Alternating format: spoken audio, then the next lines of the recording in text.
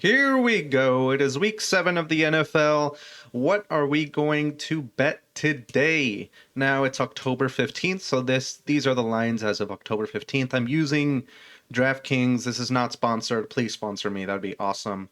But before we get into week 7 bets that I have chosen, let's do a little bit of week 6 recap. So let's do recap here. So, what did I choose last week? I am 1 for 3, or 1 of 3, I should say. So, I chose a Cowboys -3.5 over the Panthers. Of course, we know the Panthers went just straight up. So, my mistake here was I looked at Bryce Young, and that was my focus on kind of evaluating the game and how it would go. I said Bryce needed to get over 200 yards to win. Ironically enough, he got 199 yards and beat the Cowboys. It is absolutely hilarious. What I did also say was that the Panthers would need to win the time of possession and really run the ball, which is exactly what they did. That was a path to victory. They completely demolished the Cowboys, over 200 yards rushing, and that was it. You can't stop the run. So instead of my focus being, and this is more like learning, more of my focus being on Bryce Young, my focus should have been on Dak Prescott. Not anything negative on Dak Prescott, but I should have looked at this and said, Dak Prescott, up to this point was somewhat in the MVP conversations, and I should have said, or should have thought, he was in these conversations. However, the Cowboys tied the Packers at 40 points apiece and barely beat the Giants in overtime when the Giants had Russell Wilson starting the game. So what I should have thought there was that Dak Prescott needed to have a MVP like performance in that game in order to win it, which is not sustainable, of course, over the course of the season. So that was my mistake there. And, just congratulations, Panthers, on getting that victory. Cowboys defense absolutely sucks, and that's what you get for having the 32nd best defense in the entire league. All right, so I lost that one. Next one, I did win this one. Rams -7.5 points over the Ravens. I did. Cooper Rush was not great. He actually played pretty terribly. This wasn't a big surprise either.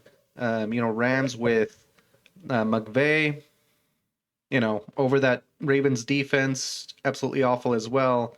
I think the biggest story of this game really is more on the Rams side and the injuries that they got. They got running back injured, Puka Nacua got hurt as well, so that could be some long-term ramifications for the Rams and how their season looks. Hopefully, no serious injuries there, and they get back to full health soon. But it is a long season, so we'll see how that unfolds for them. All right, so I got a victory there. And then on my last bet, I chose Lions to straight up win over the Chiefs for +114. That was a no-go, obviously. The Chiefs looked like the Chiefs. Mahomes looked like prime Mahomes. I'm not going to say any stats here about this game. I'm just trusting my eyes. I watched that first quarter, and the Lions just looked shell-shocked. I'll be completely honest. I did not. I don't know about the coaches, but the players on the Lions, I think they were shocked that the Chiefs look as good as they did. Um, Even when the Lions were going to take the lead on that trick play on 4th and 1, I think it was, at the goal line, they did not look confident. They did not look like the usual Lions that we saw over these past few weeks.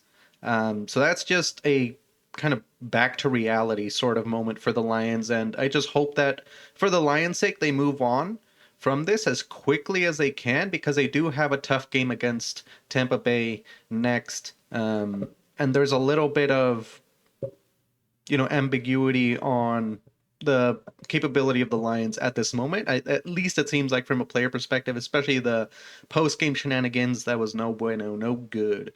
So I'm 1 for 3 so far in the season. I started this on week 6, so Week 7. What are we going to do this week? First, before getting into actual picks, I'm going to do a couple of stay away games. So, what I mean by that is games that I looked at and I said, it would be kind of fun to bet on these. However, I'm going to stay away for a few reasons. So, first one is Tampa Bay plus 5.5 at Detroit.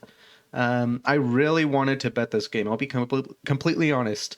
I mean, Tampa Bay, Baker Mayfield, MVP conversations there. But then Detroit coming off a terrible loss against the Chiefs, I think there'll be motivation there. I just didn't know if I was going to choose that bet. I just didn't know which side I would take. If Tampa Bay plus 5.5 or Detroit minus 5.5. It was a very difficult decision. I really wanted to bet that game, but there's just too many variables. Baker having a good game can keep the game close. However, Baker having a great game can more than cover. You know what I mean? And then Detroit on the other side, are they going to get reinvigorated? They probably will. Are they going to blow Tampa Bay out of the water? I don't know. That's one of those games where it could literally go one way with Baker leading a game-winning drive to the other, Detroit just shutting out Tampa Bay. It could go either way there. I know Detroit has injuries on safety, and then Brian Branch got suspended for that one game against Tampa Bay, so that could have an effect there. It's just too many variables to look at for that game. Next day away game I had was Rams -3 versus the Jaguars. I was tempted by this because of that -3. That -3 almost made me choose this game, but at the same time, we got injuries on both sides, key injuries on both sides. Plus, it's a long travel game. They're playing overseas in London, so it just adds another layer, and it's very unpredictable, especially with jet lag and how players are going to respond. Plus, a long travel game and injuries on both sides. It can be quite unpredictable. Now, to my actual first choice is the Unk Bowl. I am actually quite excited to watch this game. It's going to be very interesting, the Unk Bowl here, though. So the Steelers minus 5.5 against Cincinnati. Let me make this a tiny bit smaller. There we go. For minus 110. Now, Steelers have one of the best turnover differentials in the league, so they do take care of the ball. That is absolutely important, especially in today's league with so many games. That little variable can make a lot of games go your way. Aaron Rodgers, his numbers haven't been great. However, he's been commanding these games very well. He's been just throwing quick balls, quick releases, getting what he needs to get, and that's it. That's all you need for a victory. Bengals has one of the worst turnover differentials as well. But, however, there's a caveat to that. That was when Browning was QB. Now, is Joe Flacco going to be leagues above and leagues better than Browning? Maybe. I know Flacco also has a tendency to turn over the ball at times.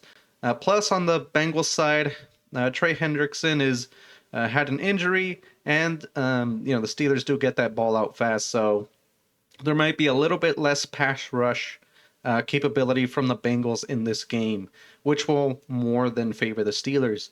There is a danger that Joe Flacco's second game with the Bengals will click more with Chase and Higgins, of course, those being elite targets that he has now at his disposal. However, the Steelers have a very, very good pass rush. They are the 6th in the league in hurries in pass rush, and against old man Flacco. I love Flacco, but there's a reason why this is called the Unk Bowl or the Icy Hot Bowl. You know what I mean? Flacco not going to be able to move that well, create kind of opportunities that well, and with Pittsburgh and their pass rush, I think it might be a very difficult game for Flacco, especially behind that Bengals O-line. So that's why I thought Steelers can cover that 5.5 points. This one, wasn't completely sure that Steelers would be able to cover that, but we'll see. This is one of the bets I was more comfortable in, just looking at the lines there. So next one, I got the Patriots -7 against the Titans. Now this one I was a little bit more comfortable with. I don't know if the Patriots will be able to cover this. -7 is a lot to give up, But at the same time, it's Coach Rabel's revenge game against the Titans. The Titans just fired their head coach, so that new head coach, that interim that's going to come in, they're going to need time to really mesh with the team and really impact the team in a positive way. Also, the Patriots have a good run defense.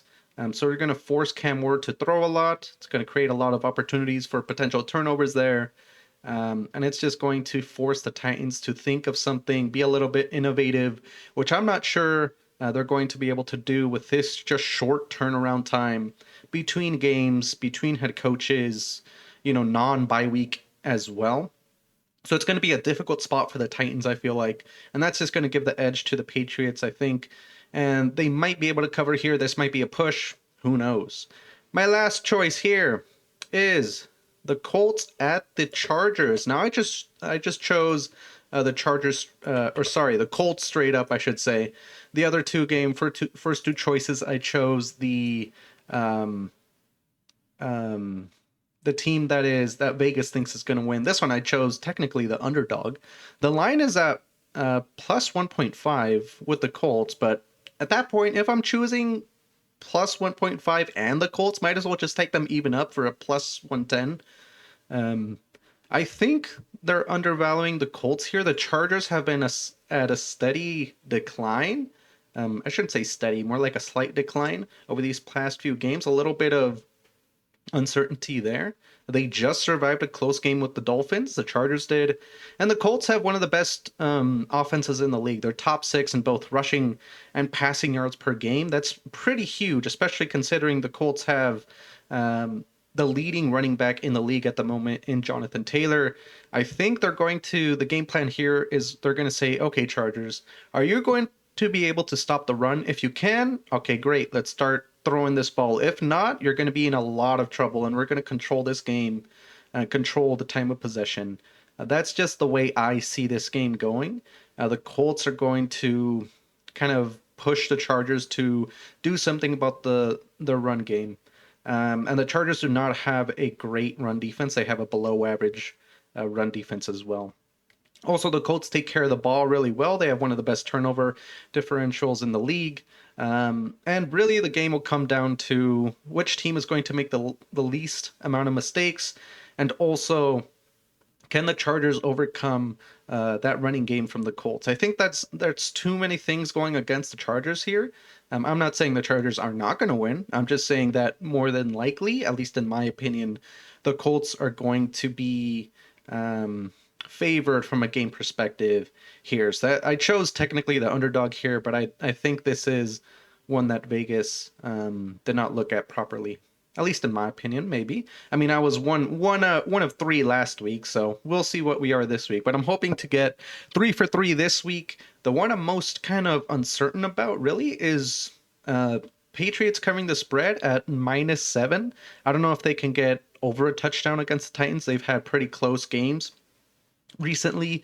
And then the Steelers, I don't know if they can cover that 5.5 against Cincinnati, only because they aren't kind of the team to rack up points, especially with Rodgers. He just wants to win the game. He doesn't necessarily care about his stats or by how much they win by. So those are the main concerns there, not necessarily the teams, but more of how they're going to win. The Colts, I think that should be an exciting one. The games I'm most excited to see or to watch this weekend is the Unk Bowl, of course, Steelers and Cincinnati. I don't know when the next time or when there's going to be a next time where we're going to see two quarterbacks at that age go against each other. That's going to be a fun watch. I'm not going to lie. And then also Tampa Bay and Detroit. I think that could be an electric game. Detroit potentially bouncing back. Baker doing MVP-like things. That would be an awesome watch as well. Those are the two main games that I'm excited about this weekend. I think Colts and Chargers should be a good one as well. So let me know if you think I chose correctly here. What would you choose in your bets for week 7? But this is what I have as of October 15th. And I'll see you next week. Hopefully I'm 3 for 3 in week 7. Adios.